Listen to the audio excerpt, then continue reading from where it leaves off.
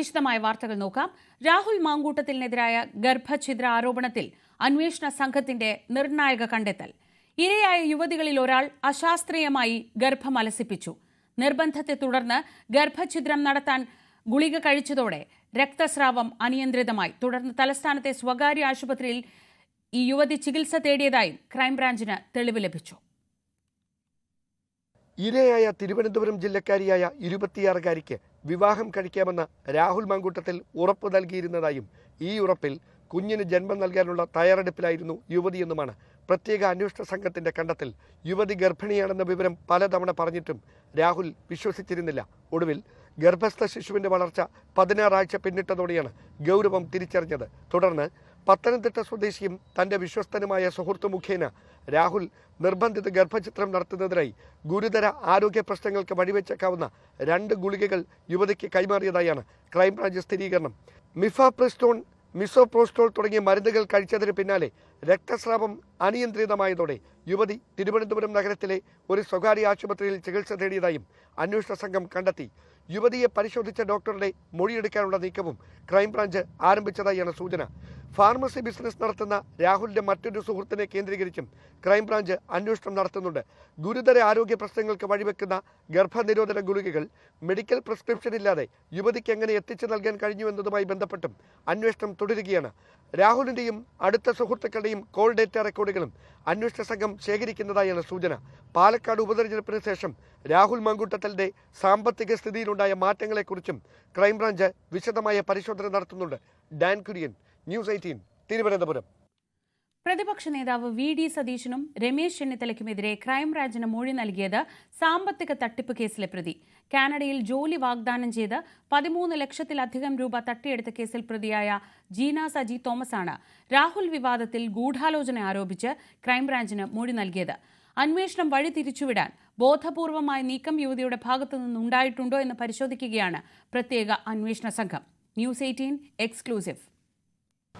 രാഹുൽ മാങ്കൂട്ടത്തിനെതിരെ പുറത്തുവരുന്ന ആരോപണങ്ങളിൽ ഗൂഢാലോചന നടന്നിട്ടുണ്ട് എന്ന് കഴിഞ്ഞ ദിവസമാണ് ക്രൈംബ്രാഞ്ചിന്റെ പ്രത്യേക അന്വേഷണ സംഘത്തിന് ജീന സജി തോമസ് എന്ന യുവതി മൊഴി നൽകിയത്. പക്ഷേ അവർ പറഞ്ഞ കാര്യങ്ങളിൽ ചില അസ്വാഭാവികതകൾ തോന്നിയതിന് പിന്നാലെയാണ് പ്രത്യേക അന്വേഷണ സംഘം ഇവരുടെ ബാക്ക്ഗ്രൗണ്ട് പരിശോധന നടത്തിയത്. അങ്ങനെ അവരുടെ പശ്ചാത്തലം പരിശോധിക്കുന്നതിനിടയിലാണ് 2021 ഫെബ്രുവരി മാസം 8-ാം തീയതി കോട്ടയം ജില്ലയിലെ ചിങ്ങവനം പോലീസ് സ്റ്റേഷനിൽ ഒരു സാമ്പത്തിക തട്ടിപ്പ് കേസ് ഇവർക്കെതിരെ രജിസ്റ്റർ ചെയ്തിട്ടുണ്ട്. അതിൽ FIR ഉൾപ്പെടെ ഉണ്ട് എന്ന കാര്യത്തിൽ അന്വേഷണ സംഘം ഒരു സ്ഥിരീകരണത്തിലേക്ക് എത്തിയത്.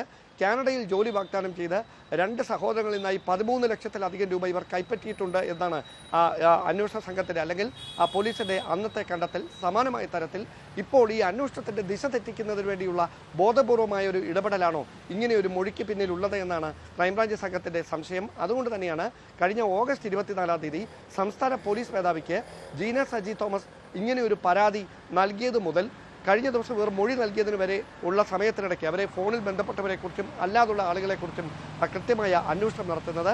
രാഹുൽ മാങ്കൂട്ടത്തിൻ്റെ രക്ഷപ്പെടുത്തുന്നതിന് വേണ്ടിയുള്ള ബോധപൂർവമായ നീക്കത്തിൻ്റെ ഭാഗമായി ഇങ്ങനെയൊരു മൊഴി നൽകാൻ ഇവരെ പ്രേരിപ്പിച്ചതിന് പിന്നിൽ മറ്റാരെങ്കിലും ഉണ്ടോ എന്ന് കണ്ടെത്താനാണ് ക്രൈംബ്രാഞ്ചിൻ്റെ ശ്രമം. എന്തായാലും ജീന സജി തോമസുമായി ബന്ധപ്പെട്ട് പുറത്തുവരുന്ന വിവരങ്ങളുടെ പശ്ചാത്തലത്തിൽ സ്വാഭാവികമായി അവരുടെ മറ്റ് പശ്ചാത്തലങ്ങൾ കൂടി കൃത്യമായി ക്രൈംബ്രാഞ്ച് അന്വേഷിക്കുന്ന തരത്തിലേക്കാണ് ഇപ്പോൾ കാര്യങ്ങൾ എത്തിയിരിക്കുന്നത്.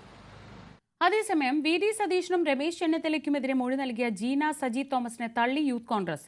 ജീന സജി തോമസ് എന്ന പേരിൽ കോട്ടയം ജില്ലയിൽ യൂത്ത് കോൺഗ്രസിൽ ഒരംഗവും നിലവിലില്ല. കോൺഗ്രസ് നേതാക്കളെ അപകീർത്തിപ്പെടുത്താൻ ഡിവൈഎഫ്ഐ നേതൃത്വം നടത്തുന്ന ഗൂഢാലോചനയാണ് പ്രകടമാകുന്നതെന്നും യൂത്ത് കോൺഗ്രസ് കോട്ടയം ജില്ലാ പ്രസിഡന്റ് ഗൗരി ശങ്കർ അറിയിച്ചു.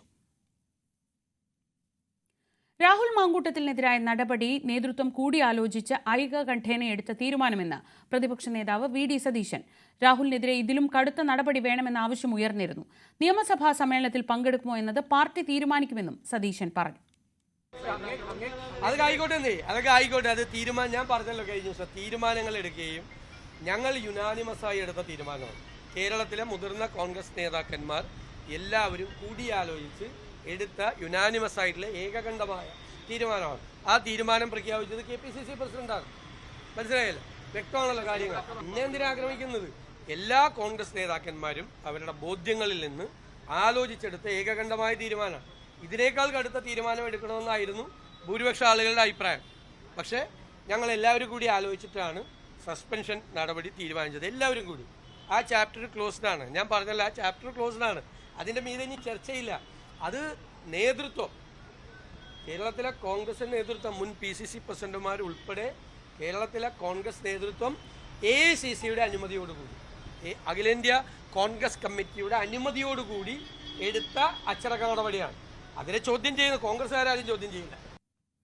അയ്യപ്പ സംഗമം നടക്കാനിരിക്കെ ശബരിമലയിൽ പ്രായവ്യത്യാസമില്ലാതെ സ്ത്രീകളെ പ്രവേശിപ്പിക്കാമെന്ന കോടതിയിലെടുത്ത നിലപാട് തള്ളാനോ കൊള്ളാനോ തയ്യാറാകാതെ സർക്കാർ. അയ്യപ്പ സംഗമത്തിൽ പങ്കെടുക്കുന്ന ഹൈന്ദവ സംഘടനകൾക്ക് യുവതീ പ്രവേശന വിഷയത്തിൽ ഒരു ഉറപ്പും നൽകിയിട്ടില്ലെന്ന് ദേവസ്വം മന്ത്രി VN വാസവൻ ന്യൂസ് 18നോട് പറഞ്ഞു. സത്യവാങ്മൂലം തിരുത്താൻ നിയമോപദേശം തേടിയെന്ന ദേവസ്വം ബോർഡ് പ്രസിഡന്റ് പറഞ്ഞത് സർക്കാരുമായി ആലോചിച്ചിട്ടല്ലെന്നും VN വാസവൻ പറഞ്ഞു. Thiruvithamkoor Devaswom board president PS Prashanth അദ്ദേഹം വാർത്താ സമ്മേളനത്തിൽ തന്നെ പറഞ്ഞ ഒരു കാര്യമാണ്, ഈ ആചാര അനുഷ്ഠാനങ്ങൾ പാലിച്ചുകൊണ്ട് തന്നെ, അതായത് ശബരിമലയിലെ ആചാര അനുഷ്ഠാനങ്ങളിൽ ഭക്തർക്ക് ബുദ്ധിമുട്ടുണ്ടാകാത്ത രീതിയിൽ സുപ്രീം കോടതിയിൽ സത്യവാങ്മൂലം തിരുത്തുന്നതിനെക്കുറിച്ച് ഞങ്ങൾ നിയമോപദേശം തേടിയിട്ടുണ്ട് എന്ന്. എന്തിനാണ് ഈ സമയത്ത് അങ്ങനെ ഒരു അഭിപ്രായ പഠനം നടത്തുന്നത്? അയ്യപ്പ സംഗമവും ഈ സുപ്രീം കോടതിയിലെ സത്യവാങ്മൂലവും തമ്മിൽ എന്ത് ബന്ധമാണ്? ഒന്നുമില്ല. അത് അദ്ദേഹം പിന്നെ എന്താണെന്ന് അങ്ങനെ പറഞ്ഞാൽ അദ്ദേഹത്തോട് ചോദിച്ചില്ലേ പറയാൻ വേണ്ടി. ഞാൻ ഇപ്പോൾ ഗവൺമെൻറ്റിനെ സംബന്ധിച്ചുള്ള ഈ കാര്യത്തിലുള്ള നിലപാട്, ഈ സംഘവുമായി ബന്ധപ്പെട്ട് ആ വിഷയം ചർച്ച ചെയ്യപ്പെടേണ്ടതേ ഇല്ല. കാരണം ചർച്ചയുള്ള അജണ്ടയില്ല. ഒന്ന്. രണ്ട്, ബഹുമാനപ്പെട്ട സുപ്രീം കോടതി റിവ്യൂ പെറ്റീഷനായി സ്വീകരിച്ചിട്ടുള്ള ഒരു വിഷയത്തെക്കുറിച്ച് ഇപ്പോൾ അങ്ങനെ ഒരു അഭിപ്രായം പറയുന്നത് സബ്ജുഡീസായി മാറുകയും ചെയ്യാൻ പറയാൻ പാടില്ല, ചോദിക്കാനും പാടില്ല. അതുകൊണ്ട് അതിൻ്റെ വിഷയങ്ങൾ എന്തെങ്കിലും വരുന്ന ഘട്ടങ്ങളിൽ ഏതെങ്കിലും അഭിപ്രായം ഗവൺമെൻറ് പറയേണ്ടി വന്നാൽ ആ സമയത്ത് കൂടി ആലോചിച്ച് ആ കാര്യങ്ങൾ അഭിപ്രായം രേഖപ്പെടുത്തേണ്ട സമയത്ത് മാത്രം രേഖപ്പെടുത്തും. ഇപ്പോൾ ഈ അയ്യപ്പ സംഗമത്തിൽ അത്ര ഒരു അജണ്ടയേ ഇല്ല, ചർച്ച ചെയ്യപ്പെടേണ്ട ഒരു വിഷയമേ അല്ല. അത് അദ്ദേഹം പറഞ്ഞത് എന്തുകൊണ്ടാണെന്നുള്ളത് അദ്ദേഹത്തോട് അതൊരു പ്രധാന ചർച്ചാ വിഷയമായി മാറിക്കഴിഞ്ഞു. എന്താണെന്ന് വെച്ചാൽ സർക്കാരിന് കൃത്യമായ ഒരു സ്റ്റാൻഡ് ഇക്കാര്യത്തിലുണ്ട്. ശബരിമലയിലെ സ്ത്രീ പ്രവേശന കാര്യത്തിൽ, യുവതീ പ്രവേശനം എന്ന് തന്നെ പറയാം, അതിൽ കൃത്യമായ ഒരു സ്റ്റാൻഡുണ്ട്. ആ സ്റ്റാൻഡിൽ ഒരു മാറ്റം വന്നിട്ടുണ്ട് എന്നുള്ളൊരു പ്രതീതി ഉണ്ടാകുന്നുണ്ട് പൊതുസമൂഹത്തിൽ, അയ്യപ്പ ഭക്തർക്കിടയിൽ. അത് പിന്നീട് അദ്ദേഹം ക്ലിയർ ചെയ്തല്ലോ. അദ്ദേഹം പിന്നീട് പറഞ്ഞു, ഞാൻ മറ്റേ ഉദ്ദേശിച്ചല്ല പറഞ്ഞ് കോടതിയുടെ മുമ്പായിരിക്കുന്ന ഒരു വിഷയം എന്ന രൂപത്തിലേക്ക് അതിലിപ്പോൾ അഭിപ്രായം പറയേണ്ടതില്ല എന്ന് അദ്ദേഹം പിന്നെ തിരുത്തി പറഞ്ഞു. യുവതീ പ്രവേശനം അനുവദിച്ചുകൊണ്ടുള്ള സുപ്രീം കോടതി വിധി വന്നതിന് ശേഷം സർക്കാർ ഒരു കൃത്യമായ സ്റ്റാൻഡ് എടുത്തു. ആ സ്റ്റാൻഡ് എന്ന് പറയുന്നത് സുപ്രീം കോടതി വിധി ഞങ്ങൾ അംഗീകരിക്കും, യുവതീ പ്രവേശനം നടക്കും എന്ന് തന്നെയായിരുന്നു സ്റ്റാൻഡ്. അത് സമർത്ഥിക്കുന്നതിന് വേണ്ടി നവോത്ഥാന സദസ്സ് വരെ നടത്തി, വനിതാ മതിൽ പോലും സംഘടിപ്പിച്ചു. അതിൽ നിന്ന് കടുകിട വ്യത്യാസം ഇല്ല എന്ന് ഉറപ്പിച്ച് പറയുവാൻ സർക്കാരിന് കഴിയുമോ ഇല്ലയോ എന്നുള്ളത് ഇപ്പോൾ അത് ചർച്ചയ്ക്ക് എടുക്കേണ്ട ഒരു വിഷയമല്ല. ബഹുമാനപ്പെട്ട സുപ്രീം കോടതിയുടെ മുമ്പിൽ റിവ്യൂ പെറ്റീഷൻ ആയിട്ടിരിക്കുന്ന ഒരു വിഷയം. ആ കാര്യത്തെ സംബന്ധിച്ചോളം സുപ്രീം കോടതി ഏതെങ്കിലും ഘട്ടത്തിൽ ഗവൺമെൻറ്റിനോട് സത്യവാങ്മൂലം സമർപ്പിക്കാൻ പറഞ്ഞാൽ ഇപ്പോൾ ഗവൺമെൻറ് നിലപാടെന്താണെന്ന് ആ സമയത്ത് കൂടി പറയേണ്ടതേ ഉള്ളൂ. ഇപ്പോൾ ആഗോള സംഗമത്തിൽ അത് ചർച്ചയ്ക്കെടുക്കുന്നില്ല, അങ്ങനൊരു വിഷയമേ ഇല്ല. ചില കൂട്ടർക്ക് ഇതൊരു അസ്വസ്ഥത ഉണ്ടാക്കുന്നുണ്ടായിരിക്കും. ഞാൻ ഉദ്ദേശിച്ചത് അന്ന് അവിടെ സമരം ചെയ്ത് പ്രക്ഷോഭം നടത്തിയ ആളുകളുടേതല്ല, അന്ന് സർക്കാരിനൊപ്പം ചേർന്ന് ഈ നവോത്ഥാന മൂല്യ സംരക്ഷണം എന്ന നിലപാടെടുത്ത ചില ആളുകളുണ്ട്. ചില ആളുകളല്ല, ഒട്ടേറെ ആളുകളുണ്ട്. അന്ന് സർക്കാരിനൊപ്പം ഒരുപാട് ആളുകൾ എത്തിയതാണ്, അണിചേർന്നതാണ്. അവർക്കിപ്പോൾ ഒരു വൈഷമ്യമുണ്ട്, സർക്കാർ നിലപാട് മാറ്റിയില്ലേ എന്ന്. ഇല്ല, ഒരു വൈഷമ്യമില്ല. അന്ന് പങ്കെടുത്തിട്ടുള്ള ആളുകൾ ഇപ്പോൾ SNDP ഇപ്പോൾ പിന്തുണ പ്രഖ്യാപിച്ച് രംഗത്ത് വന്നു, NSS പിന്തുണ പ്രഖ്യാപിച്ച് രംഗത്ത് വന്നിട്ടുണ്ട്, KPMS പൊന്നല ശ്രീകുമാർ അദ്ദേഹം പങ്കെടുക്കുമെന്ന് പറഞ്ഞിട്ടുണ്ട്, പിന്തുണ പ്രഖ്യാപിച്ചു. മലയേറിയ സമുദായം അവർ പിന്തുണ പ്രഖ്യാപിച്ചു, ശൈത്യപുരം സഹസംഘത്തിലും പങ്കെടുത്തിരുന്നു. അതുപോലെ രാമഭദ്രൻ കൂട്ടർ, അങ്ങനെ അന്ന് നവോത്ഥാന സമിതിയായി സഹകരിച്ചിരുന്ന സംഘടനകളെല്ലാം അതിന് പിന്തുണ പ്രഖ്യാപിച്ച് അവർ മുഴുവൻ പങ്കെടുക്കുമെന്ന് അറിയിച്ചു കഴിഞ്ഞിട്ടുണ്ട്. അപ്പോൾ പിന്നെ ആ കാര്യത്തിൽ ആരും ഈ കാര്യത്തിൽ പിന്നോക്കം പോയിട്ടില്ല. അപ്പോൾ അവർക്ക് സർക്കാർ ഈ ആചാര അനുഷ്ഠാനങ്ങളിലൊന്നും ഒരു മാറ്റവും ഉണ്ടാകില്ല, വിശ്വാസികൾക്കൊപ്പമാണ് സർക്കാർ. മുൻപ് അങ്ങനെ എന്തെങ്കിലും സംഭവിച്ചിട്ടുണ്ടെങ്കിൽ അതിനി ഉണ്ടാവില്ല, അങ്ങനെ ഒരു ഉറപ്പ് ഇല്ല. അങ്ങനെ ഒരു ഉറപ്പും കൊടുത്തതിൻ്റെ അടിസ്ഥാനത്തിലല്ല ഇപ്പോഴത്തെ വിഷയം ശബരിമലയോ ആഗോള തീർത്ഥാടന കേന്ദ്രമാക്കി മാറ്റുക എന്ന ഒറ്റ കാഴ്ചപ്പാടാണ് വികസനവും. അത് പറയുന്നിടത്ത് മറ്റ് വിഷയങ്ങൾ കൊണ്ടൊന്ന് വിവാദമാക്കി ഇതിൻ്റെ ശോഭ കെടുത്തേണ്ടതില്ല. സർക്കാരിന് തങ്ങളുടെ സ്റ്റാൻഡിൽ നിന്ന് മാറിയിട്ടുണ്ടോ ഇല്ലയോ എന്ന് അയ്യപ്പ ഭക്തരോട് പറയുവാൻ മടിയുണ്ട്. അല്ല, മാറിയിട്ടുണ്ടെന്നുള്ളതിന് ഏറ്റവും നല്ല തെളിവല്ലേ ഞാൻ ആദ്യം സൂചിപ്പിച്ച കാര്യത്തിന് അതിൽ ഉറപ്പുത്തരവുണ്ട്. 2024-25 വർഷക്കാലത്തെ തീർത്ഥാടന കാലഘട്ടം കുറ്റമറ്റ രൂപത്തിൽ പരാതിരഹിതമാക്കി മാറ്റാൻ കഴിഞ്ഞത് ഈ വിശ്വാസി സമൂഹത്തിൻ്റെ താല്പര്യം സംരക്ഷിക്കുന്ന ഒരു ഗവൺമെൻറ് കേരളത്തിലുള്ളത് കൊണ്ടാണ്. അതായത് 2018 സ്റ്റാൻഡ് അല്ല അത്. അപ്പം അല്ല, അന്നത്തെ പ്രശ്നം ഉണ്ടാക്കിയതാരാ? ഗവൺമെൻറ് അല്ല. ശബരിമല വിഷയത്തിൽ സർക്കാരിനോടുള്ള ചോദ്യങ്ങൾ ആവർത്തിച്ച് VD സതീശൻ. ആചാര ലംഘനത്തെ അനുകൂലിക്കുന്ന സത്യവാങ്മൂലവും ഭക്തർക്കെതിരെ എടുത്ത കേസുകളും സർക്കാർ പിൻവലിക്കുമോ എന്ന് VD സതീശൻ ചോദിച്ചു. ശബരിമലയിലെ അയ്യപ്പ സംഗമത്തിന് ഞങ്ങൾ ചോദിച്ച ചോദ്യത്തിന് ഇതുവരെ ഒരാളും മറുപടി പറഞ്ഞിട്ടില്ലല്ലോ. ആചാര ലംഘനത്തിനെ പിന്തുണയ്ക്കുന്ന സുപ്രീം കോടതിയിലെ കേരള സർക്കാരിൻ്റെ അഫിഡവിറ്റ് സത്യവാങ്മൂലം നിങ്ങൾ പിൻവലിക്കുമോ? UDF സർക്കാർ കൊടുത്ത സത്യവാങ്മൂലം തിരുത്തിയിട്ടാണ് LDF സർക്കാർ ആചാര ലംഘനത്തിനെ അനുകൂലിക്കുന്ന സത്യവാങ്മൂലം കൊടുത്തത്. തിരുത്തുമോ? ഫസ്റ്റ് ചോദ്യം. രണ്ടാമത്, ആയിരക്കണക്കിന് ആളുകൾക്കെതിരായിട്ടുള്ള കേസെടുത്തു, നാമജപ ഘോഷയാത്ര നടത്തിയതിലുൾപ്പെടെ ഇല്ലേ? ആ കേസുകൾ പിൻവലിക്കുമെന്ന് അസംബ്ലിയിൽ ഉറപ്പ് നൽകിയതാണ്. കേസ് പിൻവലിച്ചിട്ടില്ല. ആഗോള അയ്യപ്പ സംഗമത്തിൽ പങ്കെടുക്കാൻ 3000-ലേറെ പേർ രജിസ്റ്റർ ചെയ്തുവെന്ന് തിരുവിതാംകൂർ ദേവസ്വം പ്രസിഡന്റ് PS പ്രശാന്ത്. 250 വിദേശികൾ പങ്കെടുക്കും. ഡൽഹി ലഫ്റ്റനന്റ് ഗവർണറും കർണാടക മന്ത്രിയും പങ്കെടുക്കും. പന്തളം കൊട്ടാരം സഹകരിക്കുമെന്നാണ് പ്രതീക്ഷയെന്നും PS പ്രശാന്ത് പറഞ്ഞു. ഇപ്പോൾ കർണാടകത്തിൽ നിന്നും ഒരു മന്ത്രി വരും, വരാമെന്ന് ഞങ്ങൾ സമ്മതിച്ചിട്ടുണ്ട്. പിന്നെ തമിഴ്നാട്ടിൽ നിന്ന് 2 മന്ത്രിമാർ വരുന്നുണ്ട്. ആന്ധ്രയിൽ നിന്നും ഇന്നോ നാളെയോ കൊണ്ട് കൺഫേം ആവും. ഡൽഹി ഗവർണർ വരാമെന്ന് പറഞ്ഞിട്ടുണ്ട്. ലഫ്റ്റനന്റ് ഗവർണർ വരാമെന്ന് പറഞ്ഞു. രജിസ്ട്രേഷൻ ഞങ്ങൾക്ക് ഇപ്പോൾ ഏതാണ്ട് 5000-ഓളമായി. അപ്പോൾ അത് മൊത്തം 3000-ആണ്. അപ്പോൾ അത് അതിൻ്റെതായ രീതിയിൽ ഞങ്ങളതൊന്ന് സെലക്ട് ചെയ്യും. അതിന് ദേവസ്വം ബോർഡാണ് സ്ക്രൂട്ടനൈസ് ചെയ്യും. പന്തളം കൊട്ടാരവുമായി നല്ല ബന്ധത്തിലാണ്. ശബരിമലയും പന്തളം കൊട്ടാരം തമ്മിലുള്ള ഐതിഹ്യപരമായ ബന്ധത്തെക്കുറിച്ചൊക്കെ, ചരിത്രപരമായ ബന്ധത്തെക്കുറിച്ചൊക്കെ നിങ്ങൾക്കറിയാം. അപ്പം അതുകൊണ്ട് തന്നെ അവരുടെ സാന്നിധ്യം ഞങ്ങൾക്ക് വേണം. അതുകൊണ്ട് തന്നെ ഞങ്ങൾ അവരെ പോയി കണ്ടു, ക്ഷണിച്ചു. ആഗോള അയ്യപ്പ സംഗമം നാടകമെന്ന് BJP സംസ്ഥാന അധ്യക്ഷൻ രാജീവ് ചന്ദ്രശേഖർ. അയ്യപ്പ സംഗമം നടത്തി ജനശ്രദ്ധ മാറ്റാനാവില്ല. തന്നെ അയ്യപ്പ സംഗമത്തിന് ക്ഷണിച്ചിട്ടില്ലെന്നും ക്ഷണിച്ചാൽ പോകുമോ എന്ന് അപ്പോൾ പറയാമെന്നും രാജീവ് ചന്ദ്രശേഖർ കൂട്ടിച്ചേർത്തു. എന്താ പറഞ്ഞത്? ഇതൊരു നാടകമാണ്. ഇത് അവരുടെ ഒരു ഡെസ്പറേഷനാണ്. കാരണം 10 കൊല്ലം ഈ അയ്യപ്പത്തിനെതിരെ പറഞ്ഞ് നടക്കുന്ന ആൾക്കാർ ഇന്ന് ഈ 4 മാസം മുമ്പേ ഓരോരോ ഡ്രാമ ചെയ്യുമ്പോൾ അത് ഡ്രാമ ആയിട്ട് എന്നെ കാണണമെന്നാണ് ഞാൻ അന്ന് എൻ്റെ ഒരു അഭ്യർത്ഥന. അല്ല, എന്നോട് ചോദിച്ചിട്ടില്ലല്ലോ, എന്നെ ഇൻവൈറ്റ് ചെയ്യാണ്ട് ഞാൻ എങ്ങനെ പോകുന്നു? എന്നോട് അന്ന് ചോദിച്ചു, ഞാൻ പറഞ്ഞു എന്നെ ഇൻവൈറ്റ് ചെയ്തിട്ടില്ലല്ലോ, പിന്നെ എന്തിനാ ഞാൻ ഇങ്ങനെ അല്ല, അത് ക്ഷണിക്കട്ടെ, ആദ്യം ക്ഷണിക്കട്ടെ. ശബരിമല ദ്വാരപാലക ശില്പങ്ങളിൽ നിന്നുള്ള സ്വർണ്ണപ്പാളി ചെന്നൈയിൽ നിന്ന് തിരികെ എത്തിക്കില്ല. സ്വർണ്ണപ്പാളി ഉരുക്കിയെന്ന് Thiruvithamkoor Devaswom board president PS Prasanth. ഇക്കാര്യങ്ങൾ ഹൈക്കോടതിയെ അറിയിക്കും. സ്വർണ്ണപ്പാളി നൽകിയ ഭക്തൻ തന്നെയാണ് അറ്റകുറ്റപ്പണി നിർവഹിക്കുന്നത്. കോടതിയെ കാര്യങ്ങൾ ബോധ്യപ്പെടുത്തുമെന്നും ദേവസ്വം ബോർഡ് പ്രസിഡന്റ് പറഞ്ഞു. ആചാരങ്ങളെ സംബന്ധിച്ചും അനുഷ്ഠാനങ്ങളെ സംബന്ധിച്ചും അവസാന വാക്ക് തന്ത്രിയുടേതാണ്.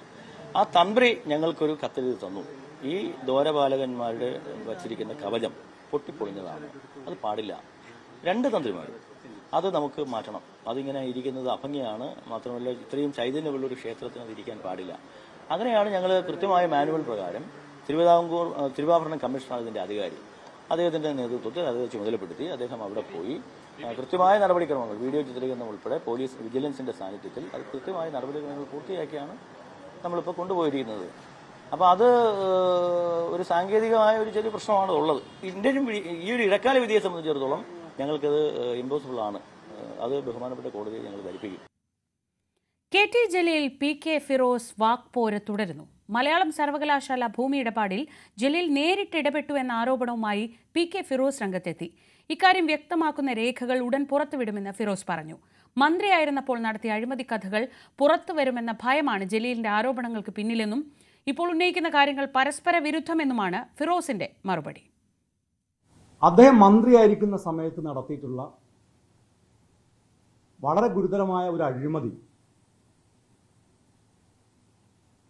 പിടിക്കപ്പെടാൻ പോകുന്നു, അത് പുറത്തു വരാൻ പോകുന്നു എന്നതിൻ്റെ വെപ്രാളത്തിലാണ് അദ്ദേഹം ഇപ്പോൾ എനിക്കെതിരെ നിരന്തരമായ ആക്ഷേപങ്ങൾ ഉന്നയിച്ചുകൊണ്ടിരിക്കുന്നത്. ഈ അഴിമതി കൂടി പുറത്തു വന്നാൽ തലയിൽ മുണ്ടിട്ട് നടക്കേണ്ടി വരുമോ എന്ന ഭീതി, വെപ്രാളം, അതാണ് ഇപ്പോൾ അദ്ദേഹത്തിന് പിടികൂടിയിരിക്കുന്നത്. ഒരു മനുഷ്യന് വെപ്രാളം വരുമ്പോൾ പിന്നെ പറയുന്നതിൽ പരസ്പര വിരുദ്ധമായ കാര്യങ്ങളുണ്ടാവും, മനോനില തെറ്റിയതുപോലെ പെരുമാറും. അതേസമയം PK ഫിറോസിന് മറുപടിയുമായി KT ജലീൽ രംഗത്തെത്തി. ഒരുപാട് രാജ്യങ്ങളിൽ ജോബ് വിസയുള്ള ബിസിനസ്സുകൾ നടത്തുന്ന ഫിറോസ് കുമ്പിടി മാത്രമല്ല, കേരള രാഷ്ട്രീയത്തിലെ മായാവിയാണെന്നായിരുന്നു ജലീലിന്റെ പ്രതികരണം. പ്രധാന ആരോപണങ്ങൾ ഫിറോസ് അംഗീകരിച്ചെന്നും യൂത്ത് ലീഗിന്റെ മറ്റ് നേതാക്കൾക്കും ജോബ് വിസ ഉണ്ടോ എന്ന് ലീഗ് നേതൃത്വം വ്യക്തമാക്കണമെന്നും KT ജലീൽ ആവശ്യപ്പെട്ടു. ഇപ്പോഴത്തെ സംസ്ഥാന ജനറൽ സെക്രട്ടറിക്കെതിരായിട്ടാണ് ചില കാര്യങ്ങൾ പുറത്തു കൊണ്ടുവന്നത്. അപ്പൊ അതിൽ പ്രധാനമായിട്ടും പറഞ്ഞ കാര്യങ്ങൾ അദ്ദേഹം ഇന്ന് നിഷേധിച്ചിട്ടില്ല. എല്ലാം അദ്ദേഹം അംഗീകരിച്ചിരിക്കുകയാണ്. എല്ലാ കാര്യങ്ങളും അദ്ദേഹം അംഗീകരിച്ചിരിക്കുകയാണ്. കേരളത്തിൽ യൂത്ത് ലീഗിന്റെ എല്ലാ പ്രവർത്തനങ്ങളുടെ മുന്നിലും ചുക്കാൻ പിടിച്ചു നിൽക്കുന്ന ഇദ്ദേഹം ഒരു മായാവി തന്നെയാണ്. കുമ്പിടി എന്ന് പറഞ്ഞാൽ പോരാ, അത് കുറച്ച് താഴ്ന്നു പോകും. പൊളിറ്റിക്കൽ കുമ്പിടിയല്ല, സാക്ഷാൽ മായാവി തന്നെയാണ്. കേരള രാഷ്ട്രീയത്തിലെ മായാവിയാണ് Shri P K Firoz.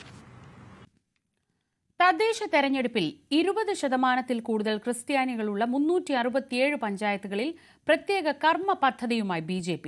Ward തലത്തിൽ വരെ സമ്പർക്കത്തിനായി ക്രിസ്ത്യൻ നേതാക്കൾ ഉൾപ്പെടുന്ന പ്രത്യേക കമ്മിറ്റികൾ ഉണ്ടാക്കാനാണ് തീരുമാനം. കന്യാസ്ത്രീ മഠങ്ങളിലെ സമ്പർക്കത്തിന് വനിതാ സ്ക്വാഡുകൾ രൂപീകരിക്കാനും തീരുമാനിച്ചു. ഈ മേഖലകളിൽ 5% ക്രൈസ്തവ വോട്ടുകൾ നേടിയെടുക്കാനാണ് BJPയുടെ തീവ്രശ്രമം.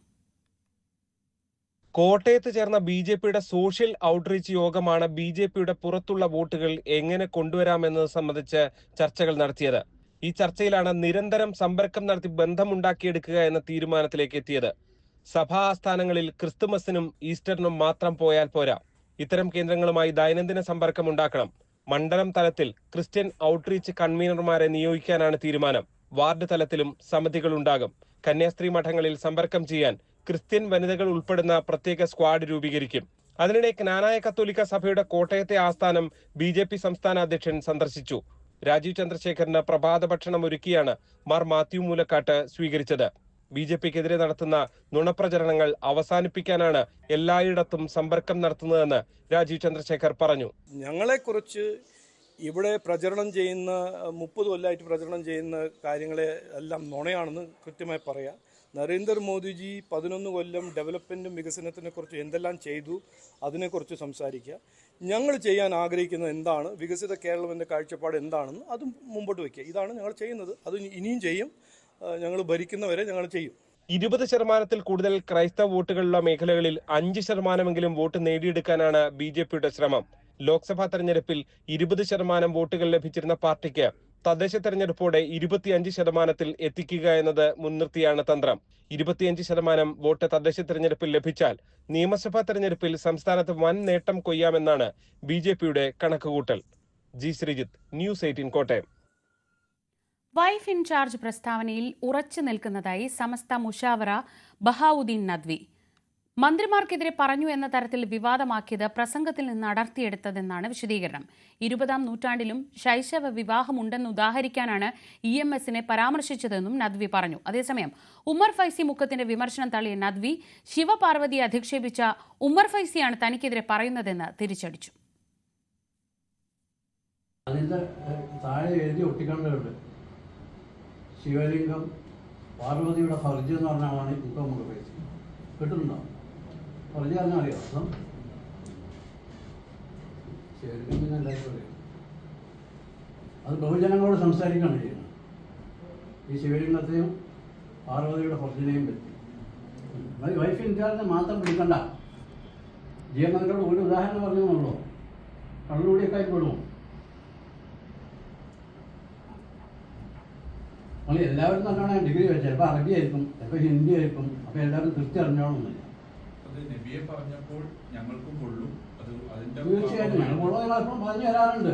ഇല്ല, ആർക്കും പൊള്ളാൻ വേണ്ടി ഞാൻ പറഞ്ഞിട്ടില്ല. മുസ്ലിംകൾ പൊള്ളൽ ഏറ്റുകൊണ്ടിരിക്കുന്നവരാണ്. അതൊക്കെ പറഞ്ഞു. സ്വാഭാവികമായിട്ട് പറഞ്ഞല്ല. എങ്ങനെ പറഞ്ഞു നിങ്ങൾ വിലയിരുത്തണ്ടേ? ഞാൻ പറഞ്ഞത് നാസർ ഫൈസി ശൈശവ വിവാഹവുമായി അത് മനസ്സിലാക്കപ്പെടാൻ 6-ാം നൂറ്റാണ്ടിലേക്ക് സഞ്ചരിക്കണതിൻ്റെ ആവശ്യമില്ല. നമ്മളിപ്പോൾ 21-ാം നൂറ്റാണ്ടിലുള്ളത്. 20-ാം നൂറ്റാണ്ടിൽ വരെ നടന്നിരുന്നു. അതിന് ഏതെങ്കിലും ഒരു മേമാക്കാനെ പറഞ്ഞിട്ട് കാര്യമില്ല, ഒരു ഓർഗനൈസേഷൻ പറഞ്ഞിട്ട് കാര്യമില്ല. ജനങ്ങൾക്കൊക്കെ മനസ്സിലാക്കുന്ന ഒരു നേതാവിനെ പറഞ്ഞു വെക്കണം. കേരളത്തിലും ഇന്ത്യയിലും ലോകത്തിലും വിവിധ ഭാഗങ്ങളും അറിയപ്പെടുന്ന നേതാവാണ് EMS. അദ്ദേഹത്തിന് മാന കെട്ടിച്ചപ്പോൾ 11 വയസ്സായിരുന്നാണ് പറഞ്ഞത്. ഉദാഹരണം പറഞ്ഞാണ്, ചരിത്ര വസ്തുത പറഞ്ഞാണ്. എത്ര പറഞ്ഞ ചിലർക്ക് കൊള്ളൂ. യമനിൽ ഇസ്രയേൽ നടത്തിയ ആക്രമണത്തിൽ മരണസംഖ്യ ഉയർന്നു. ആക്രമണത്തിൽ 35 പേർ കൊല്ലപ്പെട്ടു, 131 പേർക്ക് പരിക്കേറ്റു. യമൻ തലസ്ഥാനമായ സനയിലും അൽജാഫ് ഗവർണറേറ്റിലുമാണ് ആക്രമണമുണ്ടായത്. റാമോൺ വിമാനത്താവളത്തിൽ ഹൂതികൾ നടത്തിയ ഡ്രോൺ ആക്രമണത്തിന് മറുപടിയാണ് ആക്രമണമെന്ന് ഇസ്രായേൽ പ്രധാനമന്ത്രി ബെഞ്ചമിൻ നെതന്യാഹു വ്യക്തമാക്കി. അതിനിടെ ഹമാസ് നേതാക്കളെ ഉന്നമിട്ട് വീണ്ടും ആക്രമണമുണ്ടാവുമെന്ന് സൂചിപ്പിച്ച് ഇസ്രായേൽ രംഗത്തെത്തി. ദോഹ ആക്രമണത്തിൽ രക്ഷപ്പെട്ടവരെ പിടികൂടുമെന്നാണ് മുന്നറിയിപ്പ്.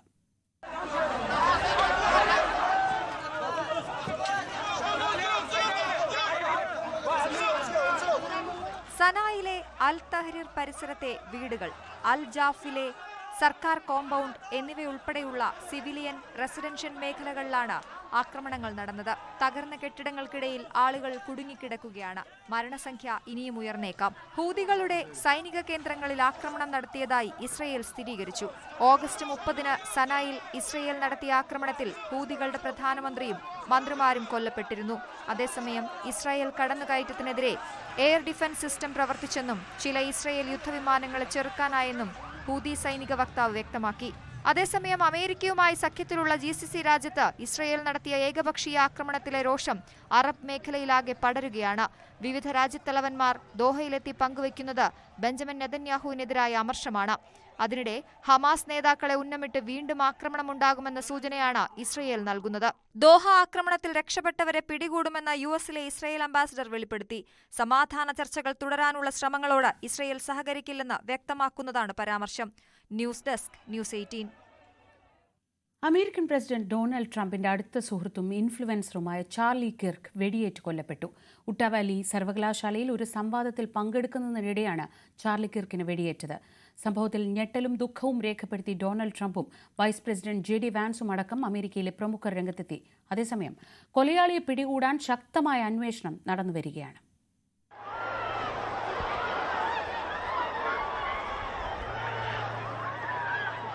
കേവലം 31 വയസ്സു മാത്രം പ്രായമുള്ള ചാർലി കിർക്കിന് അന്തിമോപചാരമർപ്പിച്ച് രംഗത്തെത്തിയത് US പ്രസിഡന്റ് ഡൊണാൾഡ് ട്രംപ് അടക്കമുള്ള രാജ്യത്തിന്റെ പ്രധാന നേതാക്കളും സെലിബ്രിറ്റികളുമാണ്.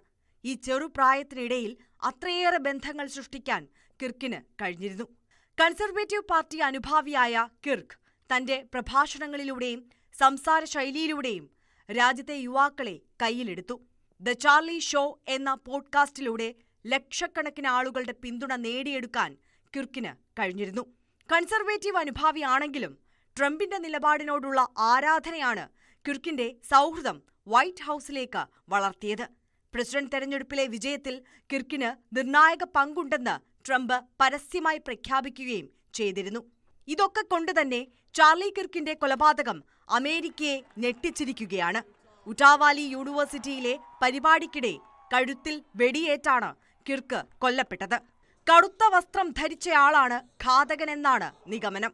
2 പേരെ പോലീസ് കസ്റ്റഡിയിലെടുത്തെങ്കിലും പിന്നീട് വിട്ടയച്ചു. കൊലപാതകത്തിന് പിന്നിലെ കാരണം എന്തെന്ന് വ്യക്തമായിട്ടില്ല. കൊലപാതകിക്ക് വേണ്ടി തെരച്ചിൽ ഊർജിതമാക്കിയിരിക്കുകയാണ് police. News desk, news 18. Russian ഡ്രോണുകൾ നേറ്റോ അതിർത്തി കടന്നെത്തിയതിൽ യൂറോപ്പിലെമ്പാടും വലിയ ആശങ്ക. അതിർത്തി കടന്നെത്തിയ 19 ഡ്രോണുകൾ പോളണ്ട് വെടിവെച്ചു വീഴ്ത്തി. ഒരു 3ാം ലോക മഹായുദ്ധത്തിലേക്ക് നീങ്ങുകയാണോ യൂറോപ്പ് എന്ന ആശങ്ക ഇതോടെ കൂടുതൽ ശക്തമായി. യുക്രൈൻ ആക്രമണം ആരംഭിച്ച ശേഷം ആദ്യമായാണ് റഷ്യ ഒരു നാറ്റോ രാജ്യാതിർത്തിക്ക് അപ്പുറത്തേക്ക് ആയുധം പ്രയോഗിക്കുന്നത്. 19 ഡ്രോണുകളാണ് അതിർത്തി കടന്നെത്തിയത്. ഇവയെല്ലാം വെടിവെച്ച് വീഴ്ത്താനും പോളണ്ടിനായി. ആഴ്ചകൾക്ക് മുൻപായിരുന്നു 2026 ആകുമ്പോഴേക്കും യുദ്ധത്തിനായി ആശുപത്രികളോട് സജ്ജരാകാൻ ഫ്രാൻസും ജർമ്മനിയും ആവശ്യപ്പെട്ടെന്നതും ശ്രദ്ധേയമാണ്.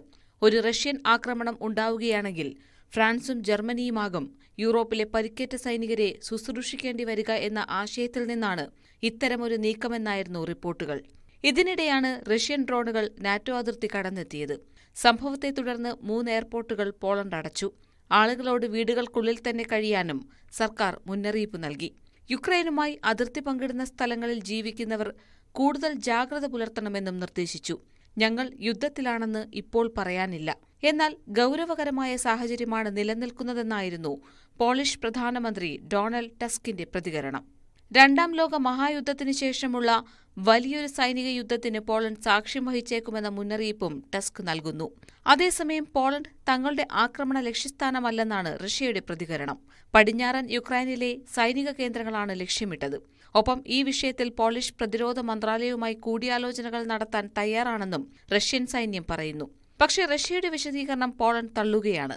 റഷ്യൻ നീക്കം യാദൃച്ഛികമല്ലെന്നും മുൻകൂട്ടിയുള്ള പദ്ധതി പ്രകാരമാണെന്നും അവർ ഉറച്ചു വിശ്വസിക്കുന്നു. അതേസമയം തങ്ങളുടെ സഖ്യരാഷ്ട്രങ്ങളെ ആക്രമിച്ചാൽ ശക്തമായ തിരിച്ചടിയാകും നേരിടേണ്ടി വരികയെന്ന നാറ്റോയുടെ പ്രഖ്യാപിത നയം മറ്റൊരു മഹാലോകയുദ്ധത്തിന് നാന്ദി കുറിക്കുമോ എന്ന ആശങ്കയിലാണ് ലോകരാഷ്ട്രങ്ങൾ. News desk, News 18. CPI സംസ്ഥാന സമ്മേളനം തുടരുകയാണ്. സമ്മേളനത്തിൽ മുഖ്യമന്ത്രിക്കും പോലീസിനുമെതിരെ അതിരൂക്ഷ വിമർശനം. പോലീസിൽ താഴെത്തട്ടു മുതൽ മുകളിൽ വരെ ക്രിമിനൽ ബന്ധമുള്ളവരാണെന്ന് കൊല്ലത്തു നിന്നുള്ള അംഗങ്ങളാണ് വിമർശനം ഉന്നയിച്ചത്. BJPയുമായി MR അജിത് കുമാറിന് ബന്ധമുള്ളതുകൊണ്ടാണ് മുഖ്യമന്ത്രി പ്രത്യേക സംരക്ഷണം ഒരുക്കുന്നത്. അജിത് കുമാറിനെ പോലെയുള്ളവരെ സംരക്ഷിക്കുമ്പോൾ സ്റ്റേഷനിലെത്തുന്ന ലോക്കൽ സെക്രട്ടറി വരെ ഇടിവാങ്ങുന്ന സ്ഥിതിയാണ്. RSS ഫ്രാക്ഷനുകളാണ് പോലീസിനെ നയിക്കുന്നതെന്നും വിമർശനമുയർന്നു. ശരണ്യ സ്നേഹജൻ വിവരങ്ങളുമായി. ശരണ്യ, കൊല്ലത്ത് ജില്ലാ സമ്മേളനത്തിൽ ഉയർന്ന വിമർശനങ്ങൾ നമുക്ക് ഓർമ്മയുണ്ട്. ഒരു മറുപടി പോലും നൽകാനാവാതെ സെക്രട്ടറി തല താഴ്ത്തുന്ന സാഹചര്യം വരെ ഉണ്ടായിരുന്നു. സ്വാഭാവികമായും അത് ഇവിടെയും പ്രതീക്ഷിച്ചിരുന്നു. എന്തൊക്കെയാണ് സംസ്ഥാന സമ്മേളനത്തിൽ കൊല്ലത്തുനിന്നുള്ള അംഗങ്ങൾ ഉന്നയിക്കുന്നത്?